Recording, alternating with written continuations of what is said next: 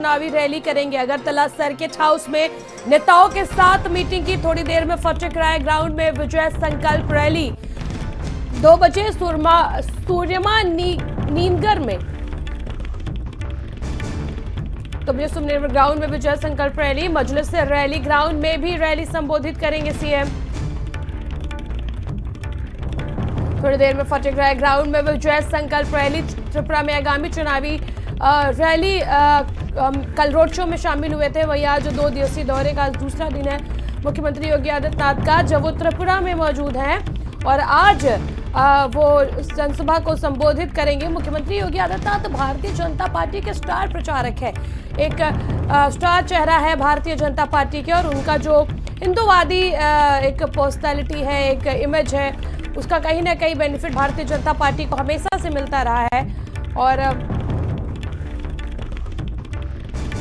इसी कड़ी में 2 बजे सूर्यमीनगर में रैलियां करेंगे। मजलिस रैली ग्राउंड में भी संबोधित करेंगे।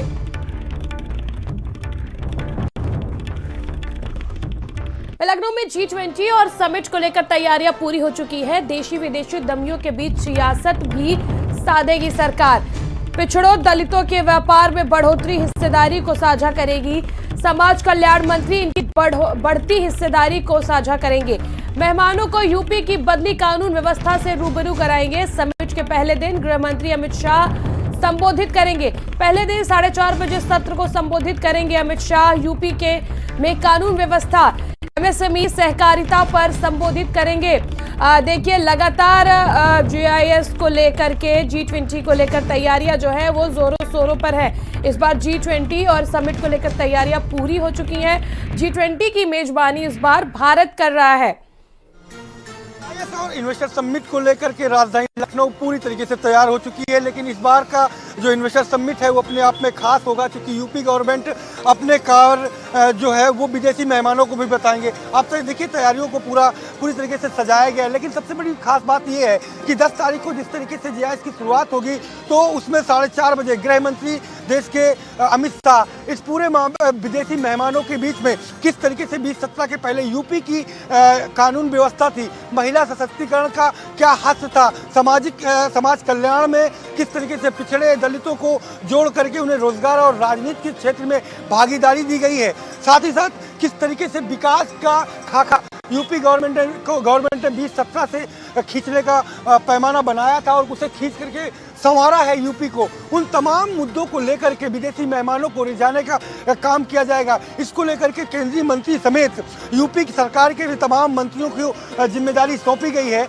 और यही वजह है कि तमाम जो विदेशी मेहमानों के सत्र होने वाले हैं, उन सत्रों के दौरान इन बातों पर विशेष फोकस होगा। तो ये कहना गलत नहीं होगा कि इन्वेस्टर समिट और GIS के जरिए अब गवर्नमेंट, चाहे केंद्र की सरकार हो या प्रदेश के योगी गवर्नमेंट, यहाँ पर सियासत भी साधने का प्रयास करेगी। और 2017 के बाद यूपी किस तरीके से बदला है और इन्वेस्टर के लिए किस तरीके से यहाँ पर माहौल बेहतर बना है, उसे समझाने का भी प्रयास किया जाएगा।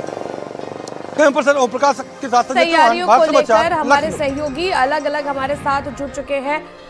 लखनऊ से हमारे सहयोगी संजय चौहान और आगरा से हमारे साथ शोभित चतुर्वेदी जुड़ चुके हैं। संजय, सबसे पहले आपके पास आएंगे, तैयारियों का जायजा लेंगे किस प्रकार से हो गया, लेकिन उसके पहले संजय, अभी देखिए कल रात में 10:30-11 बजे की भी खबर आई थी कि कुछ डाइवर्जन किए गए हैं।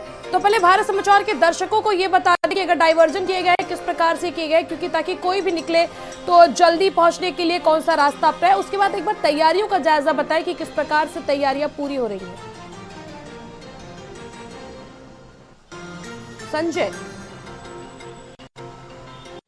बिल्कुल तस्ला, मैं बताऊं आपको कि डाइवर्जन 8 जगह से डाइवर्जन किया गया है, क्योंकि एयरपोर्ट से लेकर के और गोमती नगर, मुख्यमंत्री आवास, राजभवन, विधानसभा के इलाके, हजरतगंज का इलाका, तो इन जगहों पर जहां पर VVIP मूवमेंट होने हैं, जहां पर विदेशी मेहमानों को गुजरना है, आना है, और साथ ही साथ PGI के इलाका जहां पर वृंदावन जो आवासीय योजना है उस इलाके को जाने के जो रास्ते हैं वो डाइवर्ट किए गए हैं। आम लोगों के लिए अलग से रास्तों का जो बंदोबस्त वो किया गया है। तैयारियों की बात करें तो तैयारियों का करीब 700 से ज़्यादा एकड़ में वृंदावन में जो कॉटेज सिटी बनाई गई है, किस तरीके से कहा जाए कि एक तरीके से वहाँ पर एक नई सिटी डेवलप की गई है, वहाँ पर इस कार्यक्रम का आयोजन हो रहा है। शहर को पूरी तरीके से दुल्हन की तरीके से सजाया गया, जगह जगह पर होर्डिंग्स लगाई गई है, साफ सफाई के प्रबंध विशेष तौर पर देखे जा रहे हैं। सजावट के तौर पर जो भारत की संस्कृति है, यूपी के कल्चर के तमाम जो कहीं ना कहीं ऐतिहासिक प्रसिद्ध चीज़ें हैं वो देखने को मिल रही है।